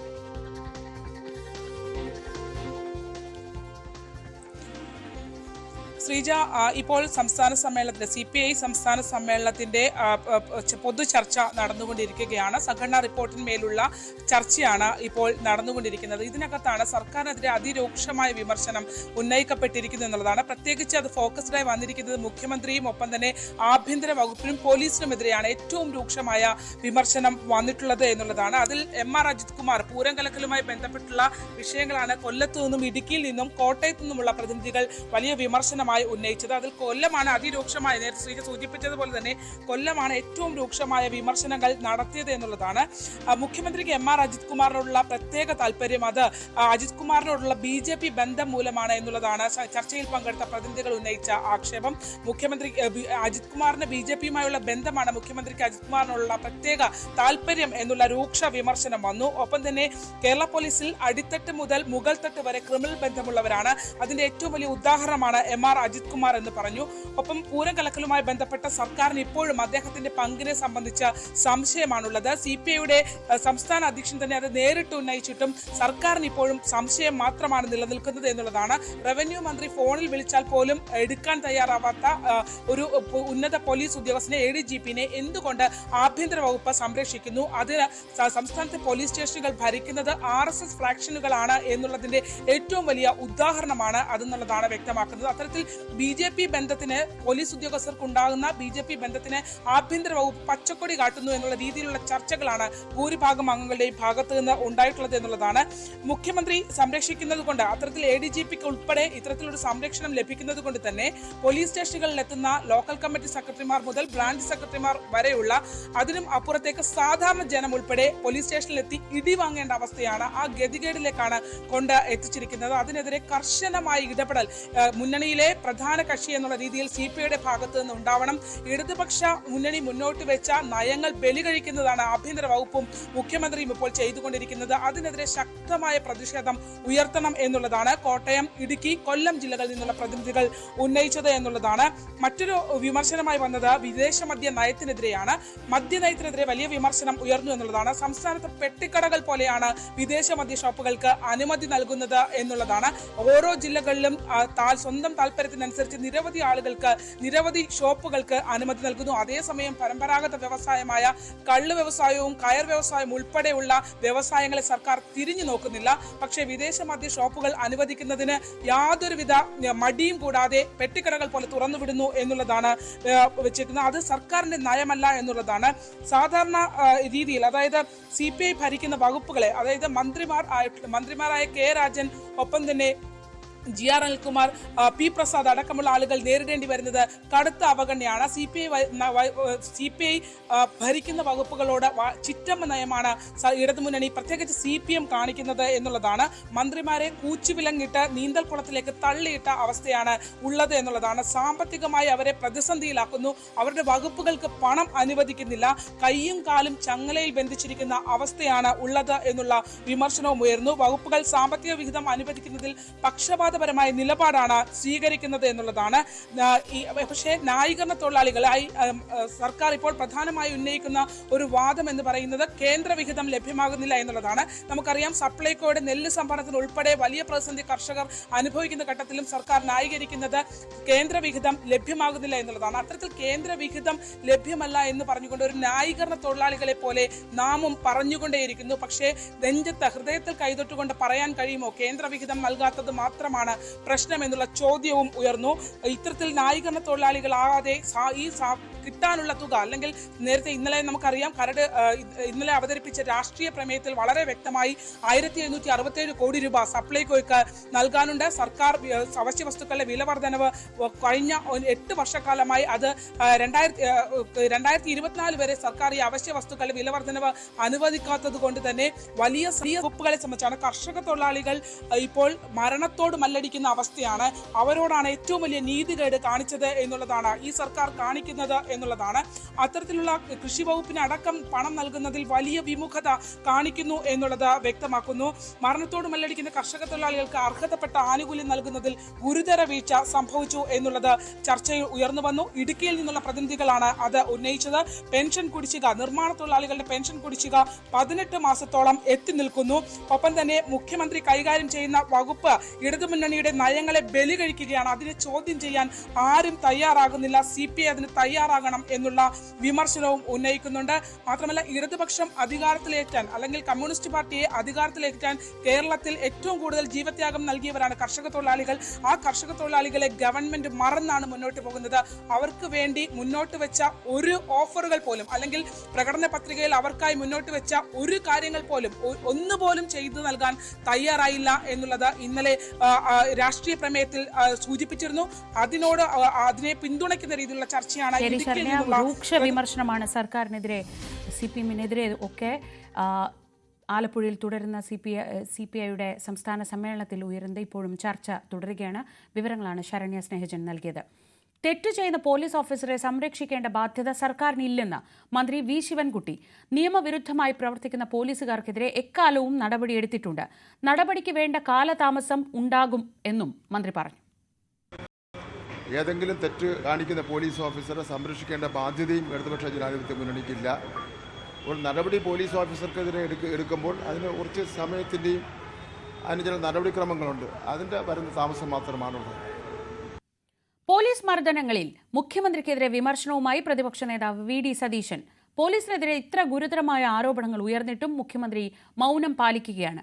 മുഖ്യമന്ത്രി ആരെയാണ് പേടിക്കുന്നതെന്നും ജനങ്ങളോട് മറുപടി പറയാനുള്ള ഭരണപരമായ ഉത്തരവാദിത്വമുണ്ടെന്നും VD സതീശൻ പ്രതികരിച്ചു. ഏകദേശം എല്ലാ ജില്ലയിൽ നിന്നുള്ള ക്രൂരമായ പോലീസ് മർദ്ദനത്തിൻ്റെ വാർത്തകൾ വരികയാണ്. ഇന്നിപ്പോൾ രാവിലെ കണ്ടത് വയനാട്ടിൽ മാസ്ക് ശരിയായി ധരിച്ചില്ല എന്ന് പറഞ്ഞ ഒരാളുടെ മുഖം ഇടിച്ചു പരത്തിയതാണ്. ക്രൂരമായ ഇത്തരം പോലീസ് മർദ്ദനങ്ങളുടെ വാർത്തകൾ പുറത്തു വന്നിട്ട് മുഖ്യമന്ത്രി എന്തുകൊണ്ടും മൗനം പാലിക്കുന്നു? ആരാണ് ആഭ്യന്തര വകുപ്പ് ഭരിക്കുന്നത്? മുഖ്യമന്ത്രിയല്ലേ. ആഭ്യന്തര വകുപ്പിന് നേരെ ഒരു കാലത്തും ഇല്ലാത്ത തരത്തിലുള്ള രൂക്ഷമായ തെളിവുകൾ സഹിതമുള്ള വിഷ്വൽ തെളിവുകൾ അടക്കമുള്ള ആരോപണങ്ങൾ വന്നിട്ടും മുഖ്യമന്ത്രി എന്തുകൊണ്ടാണ് മൗനം പാലിക്കുന്നത്? എന്തിനാണ് ഇങ്ങനെ ഒളിച്ചോടുന്നത്, പേടിച്ചോടുന്നത്? ഞങ്ങളതിൻ്റെ പുറകെയുണ്ട്. എവിടെ ഓടിയാലും രക്ഷപ്പെടില്ല. ഇതിനകത്ത് ഉത്തരം പറയിപ്പിക്കാൻ ഈ മുഖ്യമന്ത്രിയെ കൊണ്ട്, ഗവൺമെന്റിനെ കൊണ്ട് ഉറപ്പായിട്ടും. മസ്തിഷ്ക മരണം സംഭവിച്ചയാളുടെ ഹൃദയം തിരുവനന്തപുരത്ത് നിന്ന് കൊച്ചിയിലെത്തിച്ചു. അപകടത്തിൽ മരിച്ച കൊല്ലം സ്വദേശി ഐസക്കിന്റെ ഹൃദയമാണ് എയർ ആംബുലൻസിൽ കൊച്ചിയിലെത്തിച്ചത്. എറണാകുളം ലിസി ആശുപത്രിയിൽ ചികിത്സയിൽ കഴിയുന്ന അങ്കമാലി സ്വദേശിക്കാണ് ഹൃദയമാറ്റ ശസ്ത്രക്രിയ നടത്തുന്നത്. ഐസക്കിന്റെ അവയവങ്ങൾ 6 പേർക്കാണ് പുതുജീവൻ നൽകുന്നത്. ആജ്ഞ രവീന്ദ്രൻ വിവരങ്ങളുമായി. ആജ്ഞ, കേസ് ഓട്ടോ വഴി ക്രമീകരണങ്ങൾ നടത്തിയാണ് ഇപ്പോൾ ലിസി ആശുപത്രിയിൽ ഹൃദയം എത്തിച്ചിട്ടുള്ളത്. എന്താണ് ഏറ്റവും പുതിയ വിവരങ്ങൾ?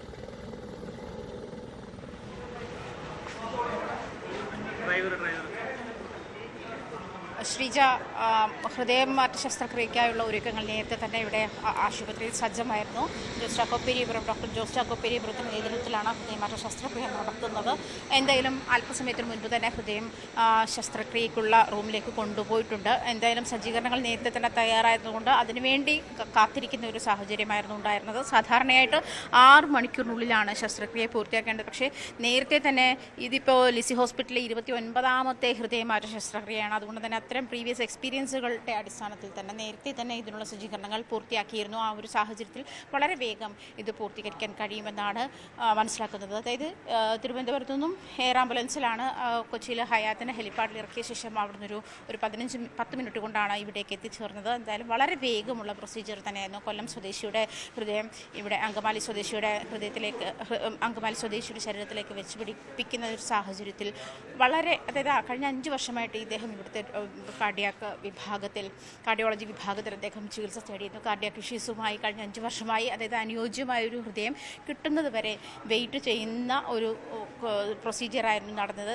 അനുയോജ്യമായ ഒരു ഹൃദയം വന്നപ്പോൾ അദ്ദേഹം ശസ്ത്രക്രിയയ്ക്ക് തയ്യാറായി എന്നുള്ളതാണ് ഇതിൽ നിന്ന് മനസ്സിലാക്കുന്നത്. പക്ഷേ 29ാമത്തെ ഹൃദയമാറ്റ ശസ്ത്രക്രിയ എന്നുള്ള നിലയിൽ വളരെ വേഗം, വളരെ സേഫായി, സുരക്ഷിതമായി ശസ്ത്രക്രിയ പൂർത്തിയാക്കാൻ കഴിയുമെന്നാണ് എല്ലാവരുടെയും പ്രതീക്ഷ. അങ്ങനെ തന്നെയാണ്. എന്തായാലും നേരത്തെ തന്നെ തയ്യാറെടുപ്പുകൾ, സജ്ജീകരണങ്ങൾ ഒരുക്കിയിരുന്നു.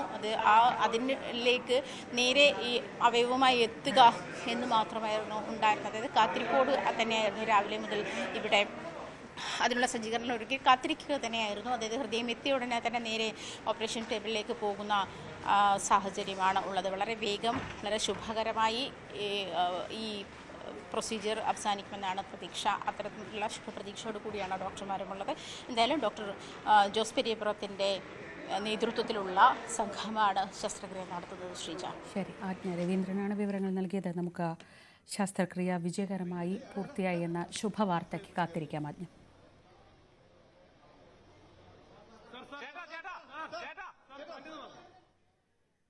തൊടുപുഴ സ്മിത മെമ്മോറിയൽ ഹോസ്പിറ്റലിൽ ചികിത്സാ പിഴവിനെ തുടർന്ന് യുവതി മരിച്ചെന്ന ആരോപണം. കണ്ണൂർ മട്ടന്നൂർ സ്വദേശിയായ സുമിയാണ് മരിച്ചത്. ക്യാൻസറിനുള്ള അത്യാധുനിക ചികിത്സാ രീതിയായ ടിൽ തെറാപ്പി പരാജയപ്പെട്ടതാണ് മരണത്തിലേക്ക് നയിച്ചതെന്നാണ് ബന്ധുക്കൾ ആരോപിക്കുന്നത്.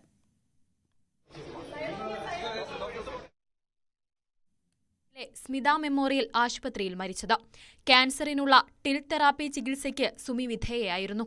ഇതേ തുടർന്ന് സുമിയുടെ ശരീരഭാരം വർദ്ധിക്കുകയും രക്തസ്രാവം ഉണ്ടാവുകയും ചെയ്തു. 1 മാസത്തോളം ഐസൊലേഷൻ വാർഡിൽ കഴിഞ്ഞു.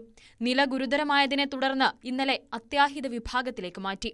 തങ്ങൾക്കൊന്നും ചെയ്യാനില്ലെന്നും രോഗിയെ ഡിസ്ചാർജ് ചെയ്ത് കൊണ്ടുപോകണമെന്നും ആശുപത്രി അധികൃതർ ആവശ്യപ്പെട്ടെന്ന് ബന്ധുക്കൾ പറയുന്നു. ഒരാഴ്ച മുമ്പ് ബ്ലീഡിംഗ് ഉണ്ടായി. അതിനാന്തര മസ്കറ്റിലുണ്ടായത്. അപ്പോൾ മുംബൈയിലെ ഡോക്ടർ മീറ്റിംഗ് വെച്ചു. അപ്പോൾ ഞങ്ങൾ മീറ്റിങ്ങിൽ പങ്കെടുത്തു. അപ്പം പറഞ്ഞു ഇനി 2 ദിവസം കൂടി ഉള്ളൂ നമ്മൾ കൂട്ടിയിട്ട് വീട്ടിലൊക്കെ പോകുന്നു. നമ്മൾ ഡോക്ടർ നമ്മൾ 60% പറഞ്ഞില്ല, നമ്മൾ ഇത്രപാട് പൈസ നിങ്ങൾക്ക് അടച്ചത്, നമ്മൾ 72% ഓൾറെഡി നമ്മൾ അടച്ച് കഴിഞ്ഞിരിക്കുന്നു. അപ്പോൾ നിങ്ങൾ ഇത്രപാട് പൈസ അടിച്ച് നിങ്ങൾ തിരിച്ച് പൈസ അവിടെ നിൽക്കട്ടെ, എൻ്റെ നിങ്ങൾ അസുഖം മാറ്റാൻ പറ്റില്ല, നമ്മൾ കൊണ്ടുവന്ന് നിങ്ങൾക്ക് ബുദ്ധിമുട്ട് നമ്മൾ എന്താ ചെയ്യേണ്ടത്? അപ്പോൾ ഇത് എന്ത് ചെയ്യാൻ പറ്റില്ല, ഇതൊന്നുമില്ല. അപ്പോൾ വേറെ അവർക്ക് സംസാരിക്കാൻ പറ്റില്ല. 1 കോടി രൂപ ചിലവ് വരുന്ന അത്യാധുനിക ക്യാൻസർ ചികിത്സാ രീതിയാണ് ടിൽ തെറാപ്പി. 75 ലക്ഷത്തോളം രൂപ നിലവിൽ ചികിത്സയ്ക്കായി ചെലവായിട്ടുണ്ട്. ആശുപത്രിക്കെതിരെ നിയമ നടപടി സ്വീകരിക്കുമെന്ന് സുമിയുടെ ബന്ധുക്കൾ പറയുന്നു. എന്നാൽ സംഭവത്തിൽ പ്രതികരിക്കാൻ ആശുപത്രി അധികൃതർ തയ്യാറായിട്ടില്ല. ന്യൂസ് 18 തൊടുപുഴ. ഡോക്ടർ MK മുനീറിന്റെ ആരോഗ്യനിലയിൽ പുരോഗതിയെന്ന മെഡിക്കൽ ബുള്ളറ്റിൻ. ആരോഗ്യാവസ്ഥ ഗുരുതരമാണെങ്കിലും മരുന്നുകളോട് പ്രതികരിക്കുന്നുണ്ടെന്നും മെഡിക്കൽ ബുള്ളറ്റിൻ അറിയിച്ചു.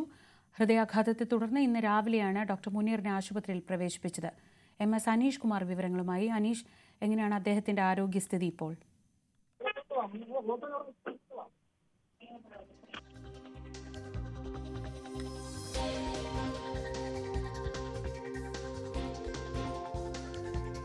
അനീഷ്, കേൾക്കാമോ? ശ്രീജ, ഇന്ന് പുലർച്ചെ 3 മണിക്കാണ് ഡോക്ടർ MK മുനീറിന് ഹൃദയാഘാതം ഉണ്ടായത്. ഇതേ തുടർന്ന് അദ്ദേഹത്തെ കോഴിക്കോട് സ്വകാര്യ ആശുപത്രിയിൽ പ്രവേശിപ്പിക്കുകയും ചെയ്തു. ഇപ്പോൾ അദ്ദേഹത്തിന്റെ ആരോഗ്യനില ഗുരുതരമാണെങ്കിലും മരുന്നുകളോട് പ്രതികരിക്കുന്നുണ്ട് എന്നാണ് ആശുപത്രിയിൽ നിന്നും മെഡിക്കൽ ബുള്ളറ്റിനിൽ അറിയിച്ചിരിക്കുന്നത്. വെന്റിലേറ്റർ സഹായത്തോടുകൂടിയാണ് അദ്ദേഹം ഇപ്പോൾ ഉള്ളത്. എന്തായാലും നിലവിൽ ചികിത്സ കൃത്യമായി മുന്നോട്ട് പോകുന്നുവെന്നും പറയുന്നു. നിലവിൽ തന്നെ അദ്ദേഹം നിരവധി ആരോഗ്യ പ്രശ്നങ്ങൾ നേരിടുന്ന ഒരാളാണ്. പ്രത്യേകിച്ചും കടുത്ത പ്രമേഹ രോഗബാധിതനാണ്. രക്തസമ്മർദ്ദത്തിന്റെ അളവും പലപ്പോഴും കൂടുതലും പൊതുപരിപാടികളിൽ പങ്കെടുക്കുമ്പോൾ പോലും അദ്ദേഹം കുഴഞ്ഞു വീഴുന്ന അടക്കമുള്ള കാര്യങ്ങളും പലപ്പോഴും ഉണ്ടായിട്ടുണ്ട്. അതാണ് എന്തായാലും ഇപ്പോൾ അദ്ദേഹത്തിന്റെ ആരോഗ്യനില തൃപ്തികരമാണ്. മരുന്നുകളോട് പ്രതികരിക്കുന്നുണ്ട്. പക്ഷേ അതീവ ഗുരുതരാവസ്ഥയിൽ തന്നെ തുടരുന്നു എന്നാണ് ആശുപത്രിയിൽ നിന്നും അറിയിച്ചിരിക്കുന്നത്. ശരിയാണ്. MS അനീഷ് കുമാറാണ് വിവരങ്ങൾ നൽകിയത് കോഴിക്കോട് നിന്ന്. സംസ്ഥാനത്ത് വീണ്ടും അമീബിക് മസ്തിഷ്ക ജ്വരം ബാധിച്ച് മരണം. മലപ്പുറം ചേലേമ്പ്ര സ്വദേശി ഷാജിയാണ് മരിച്ചത്. 1 മാസത്തിനിടെ രോഗം ബാധിച്ച് മരിച്ചവരുടെ എണ്ണം ഇതോടെ 6 ആയി. മലപ്പുറം ചേലമ്പ്ര സ്വദേശി ഷാജിയാണ് അമീബിക് മസ്തിഷ്ക ജ്വരം ബാധിച്ച് മരിച്ചത്. ഇയാൾ 2 ആഴ്ചയായി ഗുരുതരാവസ്ഥയിൽ കോഴിക്കോട് മെഡിക്കൽ കോളേജ് ആശുപത്രിയിൽ ചികിത്സയിലായിരുന്നു. കണ്ണൂരിൽ വെൽഡിംഗ് തൊഴിലാളിയായ ഷാജിക്ക് എവിടെ നിന്നാണ് രോഗം ബാധിച്ചതെന്ന് കണ്ടെത്താനായിട്ടില്ല. ജോലിസ്ഥലത്തും വീടിനോട് ചേർന്ന ഇടങ്ങളിലും ആരോഗ്യവകുപ്പ് പരിശോധന നടത്തി. സംസ്ഥാനത്ത് കഴിഞ്ഞ 1 മാസത്തിനിടെ അമീബിക് മസ്തിഷ്ക ജ്വരം ബാധിച്ച് മരിച്ചവരുടെ എണ്ണം 6ആയി. 3 മാസം പ്രായമുള്ള കുട്ടിയടക്കം മരിച്ചവരിൽപ്പെടുന്നു. നിലവിൽ കോഴിക്കോട് മെഡിക്കൽ കോളേജ് ആശുപത്രിയിലും സ്വകാര്യ ആശുപത്രിയിലുമായി 11 പേരാണ് ചികിത്സയിൽ കഴിയുന്നത്. മലപ്പുറം സ്വദേശിയായ 10 വയസ്സുകാരിക്കും രാമനാട്ടുകര സ്വദേശിയായ 30കാരിക്കും ഇന്നലെ രോഗം സ്ഥിരീകരിച്ചിരുന്നു. രോഗത്തിന്റെ ഉറവിടം കണ്ടെത്താൻ സാധിക്കാത്തതും മരണസംഖ്യ വർദ്ധിക്കുന്നതും ആശങ്ക ഉയർത്തുന്നുണ്ട്. ന്യൂസ് 18 കോഴിക്കോട്. കാസർഗോഡ് 17കാരിയെ പീഡിപ്പിച്ചതായി പരാതി. പിതാവും സഹോദരനും അടക്കം പീഡിപ്പിച്ചുവെന്നാണ് പരാതി. സംഭവത്തിൽ ഒരാൾ പിടിയിലായി. 17കാരിയാണ് പീഡനത്തിന് ഇരയായത്. 10 വയസ്സുള്ളപ്പോൾ അച്ഛൻ അതിക്രമം നടത്തിയതായും 2 വർഷം മുൻപ് അമ്മാവനും കഴിഞ്ഞ മാസം മറ്റൊരാളും പീഡിപ്പിച്ചതായാണ് പരാതി. ഭയം കാരണം ആരോടും പറഞ്ഞിരുന്നില്ല. കൌൺസിലിംഗിനിടെയാണ് പെൺകുട്ടി ഇക്കാര്യം വെളിപ്പെടുത്തിയത്. പരാതിയുടെ അടിസ്ഥാനത്തിൽ 3 പേർക്കെതിരെയും കേസെടുത്തു. ഒരാൾ അറസ്റ്റിലായി. പെൺകുട്ടിയുടെ പരാതി പ്രകാരം മറ്റൊരു പോക്സോ കേസും അമ്പലത്തറ പോലീസ് രജിസ്റ്റർ ചെയ്തിട്ടുണ്ട്. 17കാരനെതിരെയാണ് കേസ്. ന്യൂസ് 18 കാസർഗോഡ്. കൊല്ലം അഞ്ചാലുമൂട് സ്കൂളിൽ അധ്യാപകൻ +2 വിദ്യാർത്ഥിയെ മർദ്ദിച്ചു എന്ന പരാതിയിൽ പോലീസ് കേസെടുത്തു. PT അധ്യാപകനായ റാഫിക്കെതിരെയാണ് അഞ്ചാലുമൂട് പോലീസ് കേസെടുത്തത്. അധ്യാപകനെ സസ്പെൻഡ് ചെയ്തതായും വിദ്യാർത്ഥിയാണ് അധ്യാപകനെ ആദ്യമെന്നും മന്ത്രി വി ശിവൻകുട്ടി വ്യക്തമാക്കി. അഞ്ചാലമ്മൂട് GHSSൽ വിദ്യാർത്ഥിനിയെ മോശം വാക്കുകൾ ഉപയോഗിച്ച് അധിക്ഷേപിച്ചതുമായി ബന്ധപ്പെട്ട തർക്കമാണ് വിദ്യാർത്ഥിയും അധ്യാപകനും തമ്മിൽ സംഘർഷത്തിന് ഇടയാക്കിയത്. കായിക അധ്യാപകനായ റാഫിയും വിദ്യാർത്ഥിയുമായുള്ള തർക്കം മർദ്ദനത്തിലാണ് കലാശിച്ചത്. വിദ്യാർത്ഥിയുടെ മൂക്കിനും തലയ്ക്കും പരിക്കുപറ്റി. അധ്യാപകനും പരിക്കുണ്ട്. സംഭവത്തിൽ അധ്യാപകനെ സസ്പെൻഡ് ചെയ്തു. എന്നാൽ വിദ്യാർത്ഥിയാണ് അധ്യാപകനെ ആദ്യം മർദ്ദിച്ചതെന്നും വിദ്യാർത്ഥികൾക്കെതിരെയും നടപടിയുണ്ടാകുമെന്നും മന്ത്രി വി ശിവൻകുട്ടി പറഞ്ഞു. അധ്യാപകനെ തല്ലിയാലും വിദ്യാർത്ഥിയെ തല്ലാൻ പാടില്ല എന്നതാണ് രീതിയെന്നും മന്ത്രി പറഞ്ഞു. ഇതിലെ ഡിസിപ്ലിനൊക്കെ നോക്കുന്ന സ്പോർട്സിൻ്റെ അധ്യാപകനാണ്. അധ്യാപനം അടിച്ച് താഴെ ഇട്ടു കുട്ടികൾ. അധ്യാപനം എണീറ്റ് കുട്ടിയെ അടിച്ചു. അപ്പോൾ അധ്യാപനം അടി കിട്ടിയാലും കുട്ടിയെ അടിക്കാൻ പാടില്ല എന്നുള്ള നിലപാടാണല്ലോ നമ്മുടെ നിലപാട്. അപ്പോൾ അതിൻ്റെ അടിസ്ഥാനത്തിൽ പ്രഥമദൃഷ്ട്യ അന്വേഷണം റിപ്പോർട്ട് കിട്ടി അധ്യാപനം സസ്പെൻഡ് ചെയ്തു. ഞാൻ ഇന്നലെ ഡയറക്ഷൻ കൊടുത്തിട്ടുണ്ട്. ഇതിൽ ബന്ധപ്പെട്ട വിദ്യാർത്ഥിയെ സസ്പെൻഡ് ചെയ്യാൻ വേണ്ടി പറഞ്ഞിട്ടുണ്ട്. കാരണം ക്യാമ്പസ് എന്ന് പറഞ്ഞാൽ അധ്യാപനം വിദ്യാർത്ഥി തമ്മിൽ തല്ലാനുള്ള സ്ഥലമല്ലല്ലോ. അതൊരു കാരണവശാലും അംഗീകരിച്ചു കൊടുക്കുന്നതിന് വേണ്ടി കഴിയും. PT അധ്യാപകൻ റാഫിക്കെതിരെ പോലീസ് കേസെടുത്തിട്ടുണ്ട്. ന്യൂസ് 18 കൊല്ലം. കാന്താര 2വിന്റെ പ്രദർശനത്തിന് ഫിയോക് ഏർപ്പെടുത്തിയ വിലക്കിൽ പ്രശ്നപരിഹാര ചർച്ച ഈ മാസം 17. ചർച്ചയ്ക്ക് ശേഷം അന്തിമ തീരുമാനം പ്രഖ്യാപിക്കുമെന്ന് ഫിയോക് അറിയിച്ചു. റിലീസിന് ശേഷമുള്ള 2 ആഴ്ചത്തെ തിയേറ്റർ വരുമാനത്തിന്റെ 55% വിഹിതമായി നൽകണമെന്നാണ് വിതരണക്കാരുടെ ആവശ്യം. ഇത് അനുവദിക്കില്ലെന്നാണ് ഫിയോക്കിന്റെ നിലപാട്. ഈ മാസം 17-ാം തീയതി തിയേറ്റർ ഉടമകളുടെ സംഘടനയായ ഫിയോക്ക് ജനറൽ ബോഡി യോഗം ചേർന്നതിന് ശേഷമായിരിക്കും കാന്താര 2വിന്റെ പ്രദർശനവുമായി ബന്ധപ്പെട്ട അന്തിമ തീരുമാനമുണ്ടാകുകയുള്ളൂ. അത് അവരെ സംബന്ധിച്ച് വലിയ സാമ്പത്തിക നഷ്ടമുണ്ടാക്കും. കാരണം കോവിഡിന് ശേഷം ഒരു ചിത്രം തിയേറ്ററുകളിൽ റിലീസ് ചെയ്ത് അത് മികച്ച രീതിയിൽ തിയേറ്റർ ഉടമകൾക്ക് പോലും ലാഭം വരുന്ന രീതിയിലേക്ക് ചിത്രം പ്രദർശനം തുടരുന്നത് വളരെ ചുരുക്കമായിട്ടേ ഉള്ളൂ. കാന്താര 2 അത്തരത്തിലേറെ പ്രതീക്ഷയോടുകൂടി തന്നെയാണ് തിയേറ്റർ ഉടമകൾ കാത്തിരിക്കുന്നത്. ആദ്യത്തെ 2 ആഴ്ചത്തെ ഉള്ള 55% നൽകിയാൽ അത് പിന്നീട് വലിയ സാമ്പത്തിക നഷ്ടത്തിലേക്കായിരിക്കും തിയേറ്റർ ഉടമകളെ കൊണ്ടെത്തിക്കുക എന്നൊരു വാദത്തിലാണ് ഇവർ പറയുന്നത്. അതോടൊപ്പം തന്നെ കേരളത്തിൽ മാത്രമാണ് 55% നൽകുന്നത്. മറ്റ് ഭാഷകളിൽ മലയാള ചിത്രത്തിന് വിതരണത്തിലെത്തിയാൽ അതിന് 40% മാത്രമാണ് നൽകുകയുള്ളൂ. പിന്നെ എന്താണ് കേരളത്തിൽ മാത്രം ഇത്രയും ഉയർന്ന തുക ചോദിക്കുന്നത് എന്നൊരു കാര്യമാണ് സംഘടന വിതരണക്കാരോട് ചോദിക്കുന്നത്. ആദ്യത്തെ ആഴ്ച 55% കൊടുക്കുന്നതിൽ ബുദ്ധിമുട്ടില്ല. കാന്താരയുടെ ആദ്യ പതിപ്പ് ഇറങ്ങിയപ്പോഴും ആദ്യത്തെ ആഴ്ചയിൽ 55% നൽകുകയും ചെയ്തു. ഈ നിലപാടിൽ നിന്ന് പിന്മാറണമെന്നാണ് തിയേറ്റർ ഉടമകളുടെ സംഘടന വ്യക്തമാക്കുന്നത്. പക്ഷേ സംഘടനയിൽ തന്നെ 2 വിഭാഗം ആയി കഴിഞ്ഞു. ചേരിതിരിഞ്ഞ് ഈ ഒരു വിഷയത്തെ സ്വീകരിക്കുന്ന നിലപാടിലേക്ക് എത്തി. ഒരു വിഭാഗം ആളുകൾ പറയുന്നത് കാന്താര 2 തിയേറ്റർ ഉടമകളെ സംബന്ധിച്ച് വലിയ പ്രതീക്ഷയുള്ള ചിത്രമാണ്. വരുന്ന ആഴ്ചകളിൽ 2, 3, 4 ആഴ്ചകളിലൊക്കെ നിറഞ്ഞ സദസ്സുകളിൽ പ്രദർശനം നടത്താനുള്ളൊരു സാധ്യതയുണ്ട്. അതുകൊണ്ട് ഈ കടുത്ത നിലപാട് സ്വീകരിക്കുന്നത് അത് തങ്ങൾക്ക് തന്നെ തിരിച്ചടിയാകും എന്നാണ് ഒരു വിഭാഗം തിയേറ്റർ ഉടമകൾ പറയുന്നത്. എന്തായാലും പൃഥ്വിരാജോ ഡിസ്ട്രിക്ട് ചീഫനോ ഇതുമായി ബന്ധപ്പെട്ട് ഒരു പ്രതികരണം മാധ്യമങ്ങൾക്ക് നൽകാൻ തയ്യാറായിട്ടില്ല. എന്തായാലും 17-ാം തീയതിയത്തെ ചർച്ചയ്ക്ക് ശേഷമായിരിക്കും ഇതിലൊരു നിലപാട് പ്രഖ്യാപനം ഉണ്ടാകുകയും ചെയ്യുകയുള്ളൂ. പൃഥ്വിരാജ് പ്രൊഡക്ഷൻ തന്നെയായിരുന്നു കാന്താരയുടെ ആദ്യ പതിപ്പും കേരളത്തിൽ വിതരണത്തിന് എത്തിക്കുകയും ചെയ്തിരുന്നത്. ഒക്ടോബർ 2-നാണ് ചിത്രം തിയേറ്ററുകളിലേക്ക് എത്തുക. കോഴിക്കോട് മുക്കം അഗസ്ത്യമൊഴിയിലെ മൂൺലൈറ്റ് സ്പായിൽ അതിക്രമം നടത്തിയ ആൾ പിടിയിൽ. അരീക്കോട് സ്വദേശിയായ കള്ളംകടവത്ത് മുഹമ്മദ് ആഷിഖിനെയാണ് പിടികൂടിയത്. സ്ഥാപനത്തിലെ CCTVയും മോണിറ്ററും അടിച്ചു പൊട്ടിക്കുകയും മൊബൈൽ ഫോണും പണവും കവർച്ച ചെയ്യുകയും ചെയ്തുവെന്നാണ് പരാതി. അക്രമം നടത്തിയവരിൽ ഒരാൾക്കായി തെരച്ചിൽ തുടരുകയാണ്.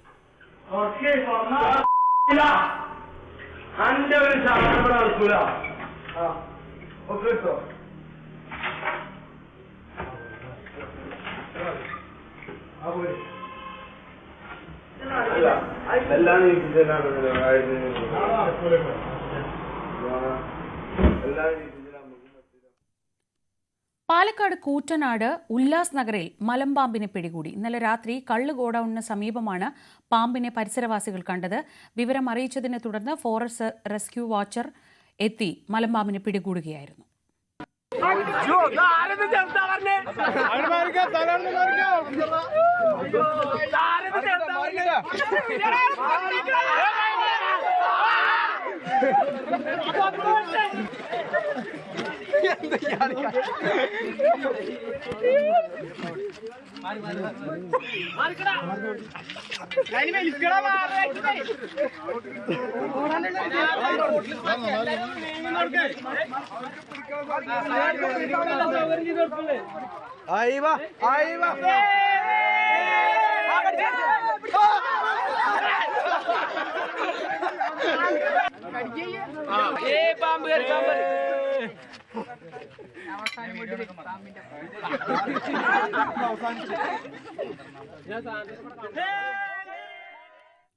പത്തനംതിട്ട കോഴഞ്ചേരി മാർത്തോമ പള്ളിയിൽ ചരിത്രത്തിലാദ്യമായി ഒരു അന്യമതസ്ഥന് അന്ത്യയാത്രാ പ്രാർത്ഥന നടന്നു.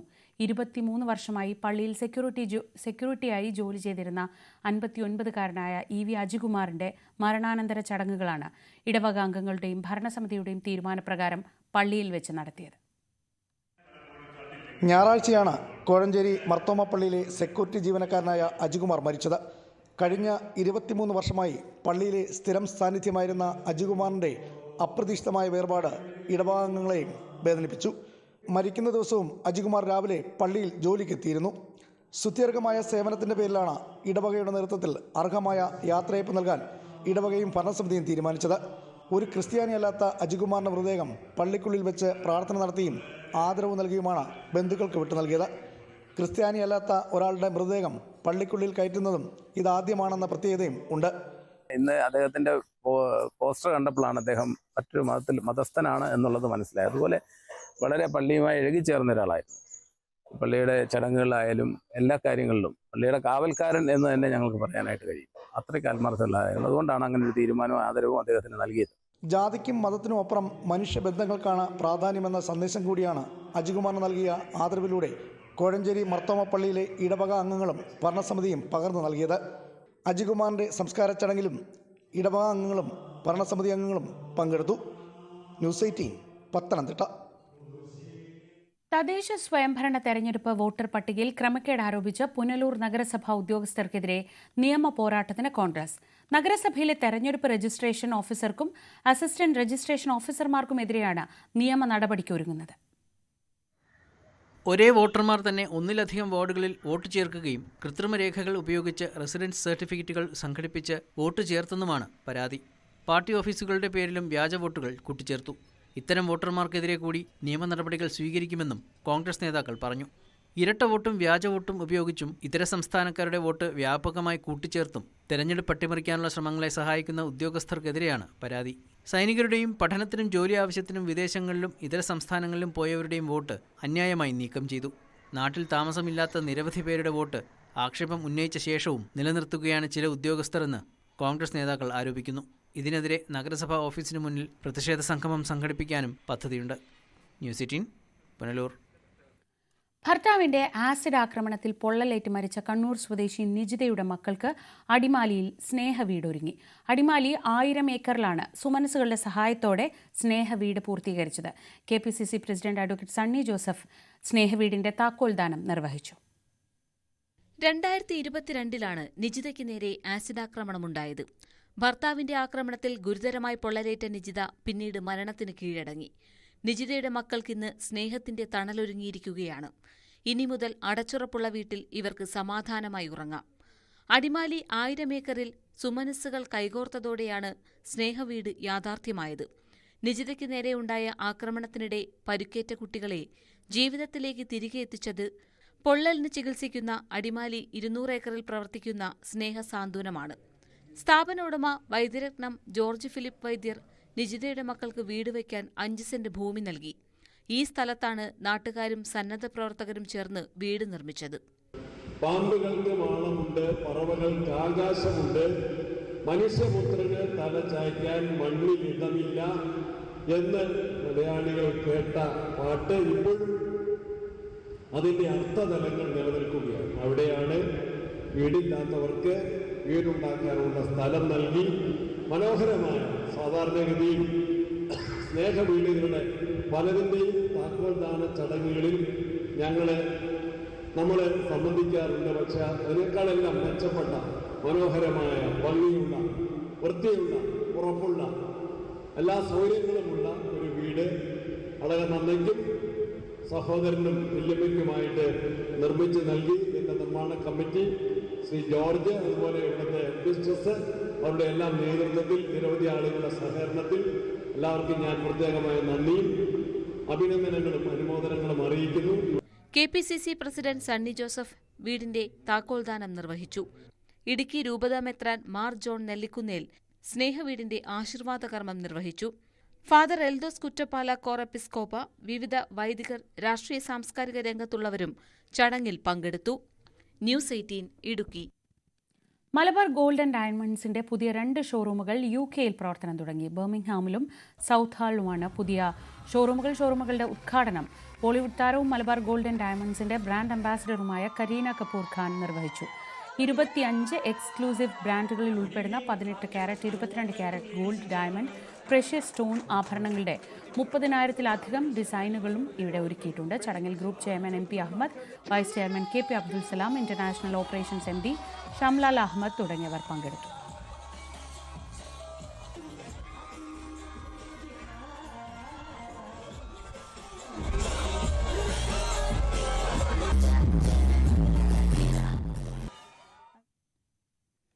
സ്വദേശ് സമ്മാൻ ദേശീയ പുരസ്കാരം നേടി കേരള സർക്കാർ സ്ഥാപനമായ KSFE. ഡൽഹിയിലെ ഭാരത് മണ്ഡപത്തിൽ നടന്ന 6ാമത് സ്വദേശി കോൺക്ലേവിൽ കേന്ദ്രമന്ത്രി Gajendra Singh Shekhawat, KSFE chairman Varadarajan, managing director doctor SK Sanil എന്നിവർക്ക് പുരസ്കാരം നൽകി. സുപ്രീം കോടതി ജസ്റ്റിസ് കോടീശ്വർ സിംഗ് ചടങ്ങിൽ KSFEക്ക് കീർത്തിപത്രം സമ്മാനിച്ചു.